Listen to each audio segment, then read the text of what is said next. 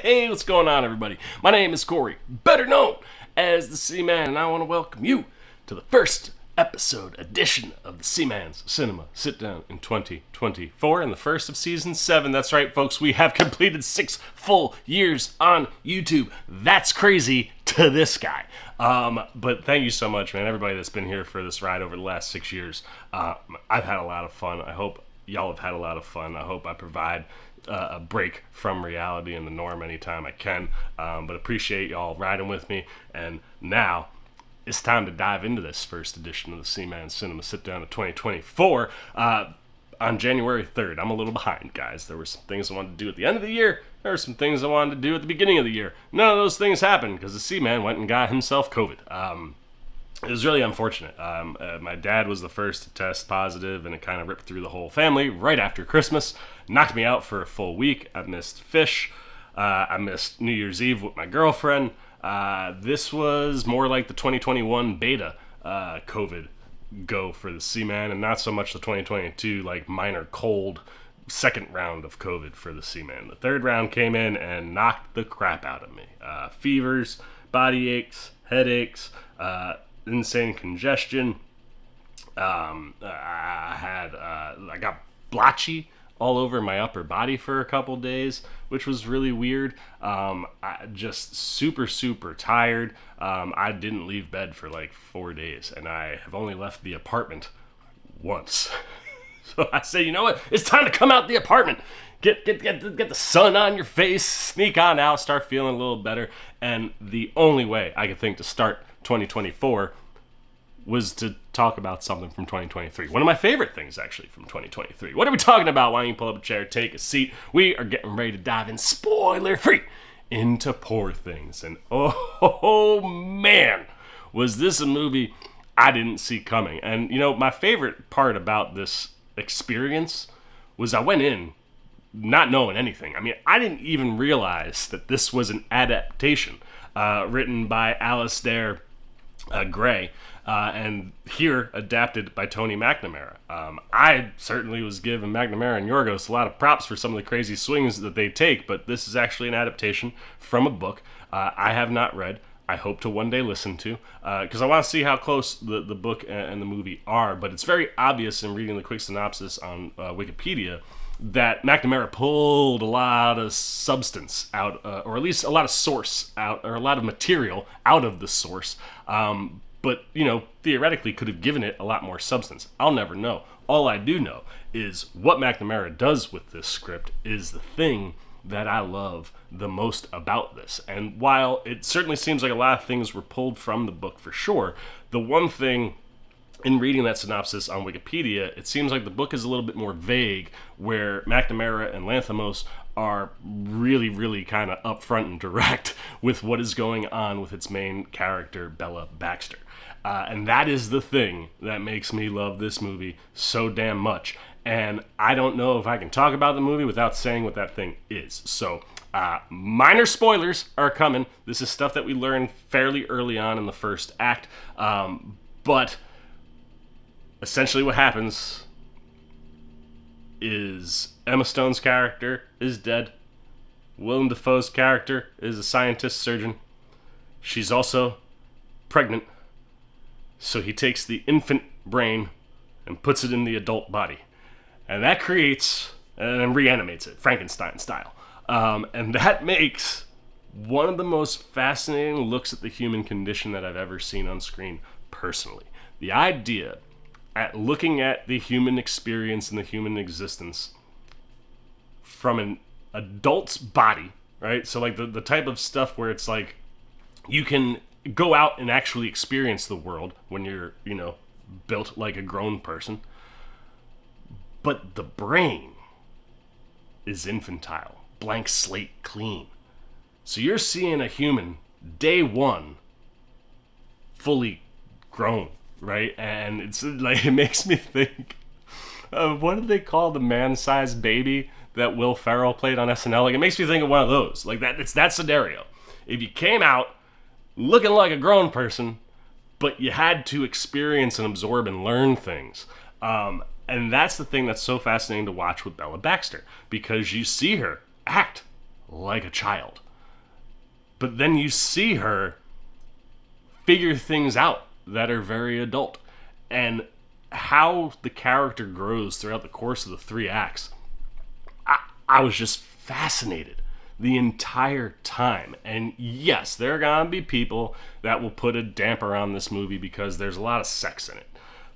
But that's our primal base instinct. And seeing a person with no other knowledge of anything dip their toe into that world, and then how that world both shapes them, but they also shape and use it, right? Like watching how Bella learns about sex and how it can be something that's powerful for her it is one of the many things that as you watch her grow, it's really interesting to watch those base primal instincts that lead a person through things happen without having any other knowledge. Like the thing that I was just so caught up in the whole movie was this idea of a blank slate human being and just kind of seeing everything happen from the get-go. And then the movie does something that makes you understand that Bella's brain in particular is very special. It's very different. And it is brilliant at the end of the day. And it's something that makes her story all the more tragic when you kind of start to realize what's going on there. But watching Bella's experience, like experiencing the whole breadth of a human from an adult was just fascinating. And to see how she grows, throughout the course of the 3 acts. And like, it's crazy to see like the brain develops a lot faster than some of the other things, right? Like her speech patterns, one of the craziest things performance-wise for me from Emma Stone and throughout the whole movie, because she develops a lot faster than her speech pattern does.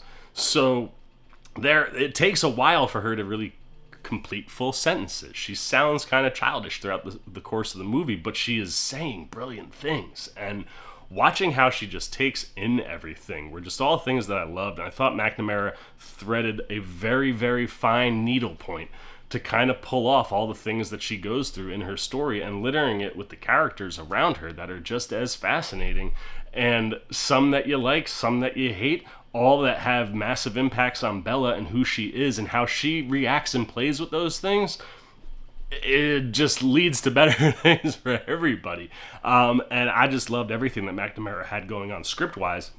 And then when you look at what Yorgos Lanthimos does behind the camera with this one, man, like I say it a lot when I talk about movies, but I'm always fascinated, I'm always excited to see how the visual storytelling is in comparison or in conjunction with what's written on the page. And how Yorgos tells this movie visually is one of the most beautiful movies of the whole year. And he shot, the movie is just shot so well.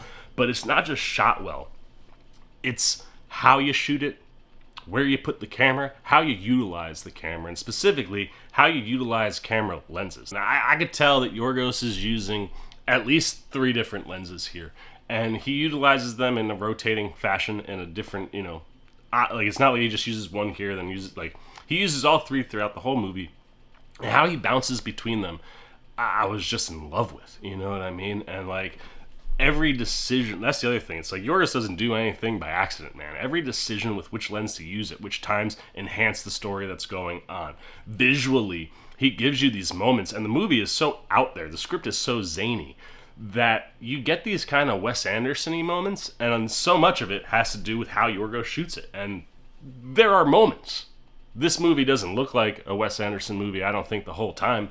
But there are elements where it's like, you can tell there's like, it feels like a little bit of a Wes Anderson influence there with a Yorgos spin on it, and that was something that I really loved. And it's another director, though, in Wes Anderson that will use different lenses.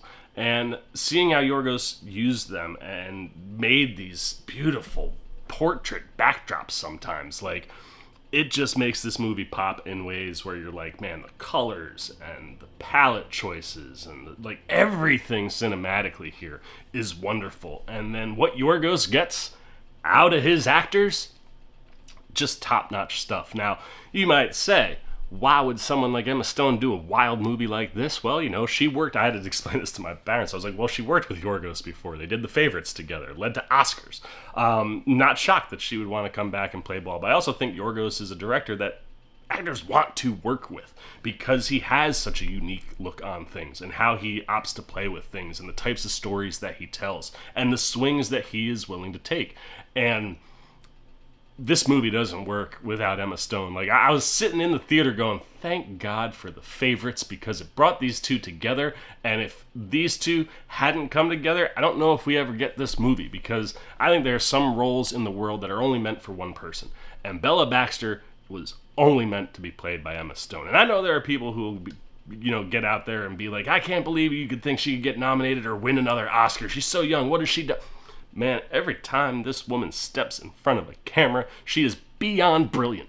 And her commitment to her roles is what makes her such a good actor, and what makes her roles things that people really want to sink their teeth into. And I don't care if it's something as stupid as playing Jules in Superbad, to playing a character like Bella Baxter. She goes 100% full tilt every time, and this is the type of role and the type of movie that demands that type of commitment and performance in order for it to work. Like, this movie is so wild. Bella Baxter doesn't work unless you get someone who's willing to go to the places that Emma Stone goes here. And her trust in Yorgos and Yorgos' trust in her is so apparent. I love when you find a director-actor combo who've worked together multiple times where you can feel their trust in what's going on screen. And you get that with Emma Stone. And whether she's being a child to being an absolutely brilliant, devious woman, like, the things that she's asked to do and how she plays it, and the willingness to dive into the amount of sex that's in this movie. Again, something someone might be like, why would Emma Stone do that? And again, I go, well, she obviously really likes working with Yorgos, and he provides her with things that give her the opportunities to go win Oscars or do Oscar-worthy things. And I never have a problem with sex or sexuality or nudity in a film if it serves a purpose. And all the sex in the movie 100% serves purpose to the story that's going on with Bella, and Stone's commitment to play in all those places, no matter what it required, is what makes this movie work. And I think she is on her way to an Oscar. I think this movie is on its way to an Oscar. And I think there is a guy in this movie that's on his way to at least a nomination, and that's Mark Ruffalo. His performance here, holy cow. He steals the entire movie, if not for the fact that Emma Stone is the lead. And if that happened, like if you put someone else there and Ruffalo stole the movie, I don't think the movie works that well. Or as well as it does when Bella is the thing that clearly is winning the movie, is running away with it. Emma Stone's performance is unbelievable. But then you get a performance like Ruffalo, and it makes the movie better because he's turning in maybe the best performance of his career. His character here, Duncan Wedderburn. Whoo, what a character this guy is. He makes you hate him, but at the same time, because Ruffalo is having so much fun and the performance is so enjoyable, you love Duncan. Like, I hate Duncan the whole movie, but man, did I love the performance and the character of Duncan because of what Ruffalo does with it. I mean, he is as bonkers as the movie is at times, and his willingness to just be so over the top and extravagant, it just works perfectly in the story that sweeps up Bella for a little bit, to how he falls out, and just get, like, everything Ruffalo does in this movie is, like I said, I think the best of his career. And his performance is something that elevates Stone's performance because he's such a great scene partner for her. And every time they're on screen together, you just love watching these two play off of each other. Whether it's full of passion or full of anger or full of dislike or trust, or like whatever is going on with the two of them. It's just fascinating to watch, and everywhere that Ruffalo goes, I absolutely adored. You throw in Willem Dafoe here, who's kind of like an Igor meets Frankenstein, you know what I mean? Because he was the original experiment. His dad did all sorts of experimenting on him that now led him to be the kind of scientist, surgeon, doctor that he is great. And watching him float between doctor and father figure around Bella, and how Bella... That's the other thing that I love about this movie, too, is what Bella means to each one of these male characters in the movie, and how her relationship plays out with each one of them. But another great scene partner for her. Throw in Rami Youssef here, who plays Max McCandles. Another great scene partner for Stone, and a great kind of opposite to Ruffalo. Seeing where the two of them as characters sit with Bella in the middle is something that's super fascinating in the movie and something that you love watching play out. But I thought Yusef provided a really good counter to Ruffalo's character and his performance, and is again someone who really helps prop Stone up as being a great scene partner. And then a surprise here that I wasn't necessarily ready for, but Gerard Carmichael, man, he really pops in this movie. He doesn't get a ton, but when he's on screen, he's very good, and he gets one scene in particular with Bella. It's one of my favorites in the whole movie, and watching him play off Stone, it's so cool to see how someone the caliber of Stone, being the scene partner for these guys, elevated all of their own acting. Like, it was just so much fun to watch everybody on screen, and what Yorgos gets out of everybody is full commitment, and that's what you need to make this movie work, and I love that we got it from everybody. But the thing that ultimately brought it all home and all together for me was the score that we get from Mr. Jerskin Fendrix. Oh man, like I was talking about how there are like little pops of like Wes Anderson-y vibes. The visual that Yorgos is giving you, married with the scoring that's going on from Fendrix, is what made it feel that way at times. But Fendrix, much like Yorgos, goes to so many other places. This score is alluring. It's sexy. It's terrifying. It's unique. It's intriguing. It pulls you in. It makes you go back. Like, it does everything that Yorgos is asking for, and this is just a scenario for me where everything that's on screen is just melding together perfectly, and the score is really the thing that just kind of brought it all together. And I love what Fendrix does with this score. I absolutely love me some Poor Things. So let's give it a score of our own. And like I said, I mean, McNamara's script and adaptation of the book, I'd be fascinated to see how accurate it is, but whatever he pulled from and what he gave us here is stuff that makes you think. It makes you go back and want to watch the movie again and again, because it's such a unique take on the human existence. And you pair that with Yorgos Lanthimos, who I think is one of the most daring directors in Hollywood right now. He's willing, much like an Emerald Fennell, to take really big swings and do things that other people won't do. And he has top-end actors who will come and support him to do those things. And everything you get from Yorgos behind the camera with the different lenses and cinematography stuff that's going on. And this one is shot by Robbie Ryan, our director of photography. What they do is just phenomenal. And when you add in those performances, I mean, soon to be another Oscar win for Emma Stone, I think. Mark Ruffalo, I think, is on his way to a nomination. Willem Dafoe is always tremendous. Everybody that comes here comes to play ball, and then, like I said, you put that score from Fendrix that's just so unique and fascinating in such a uniquely fascinating movie. It just works perfectly. I'm going 4.5 out of 5 Sea Maniacs. Typically, I would have given this a 5, but I'm trying to be a little bit more a little bit more of a stickler when it comes to giving out the 5. It's not going to be as easy as it used to be. I rescored a lot of things from this year already. But yeah, 4.5 out of 5 for me. This is a damn near flawless movie, and I loved every second of it. The question is, what about you? What did you like about Poor Things? What did you not like about Poor Things? I know there are stories of people walking out on this one. Was a little bit taken aback. I kind of understood that more with Saltburn. So fascinated to see where you landed if you've seen the movie. Is this a movie that you would watch? Is this a movie that you won't watch? Based on different concepts or things that we've talked about. Like I said, good or bad, keep it spoiler free, but put it all down below in the comments section. Look forward to talking to you down there. As always, if you enjoyed this video, please give me a thumbs up. And if you're new, you want to come hang out with the C-Man anytime we're talking movies, TV, trailer, reactions.